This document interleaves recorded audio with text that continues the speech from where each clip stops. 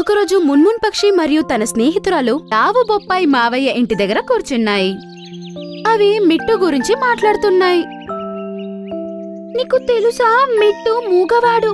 నాక్కూడా కొంచెంసేపటికి ముందే తెలిసింది. అరే ఏంటి, నువ్వు నిజం చెప్తున్నావా మున్మున్? నాక్కూడా ఇప్పుడే తెలిసింది. నేనేమనుకున్నానంటే అది మాట్లాడడం నేర్చుకోలేదు, అందుకే అది మాట్లాడట్లేదు అని. అది మూగది అని విని నాకు చాలా బాధ వేసింది. హా సహోదరి, నాక్కూడా అది మూగది అని ఇప్పుడే తెలిసింది. తన అమ్మ కూడా జన్మనిచ్చేటప్పుడే చనిపోయింది. పాప మంచి శిక్షణ ఇచ్చేవాళ్ళు ఎవరూ లేరు.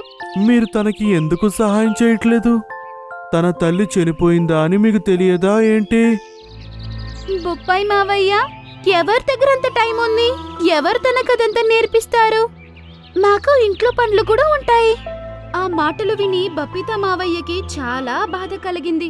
కాసేపయ్యాక మిట్టు చిలక ఎగిరి తన దగ్గరికి వచ్చింది. అప్పుడు తను ఇలా అన్నాడు.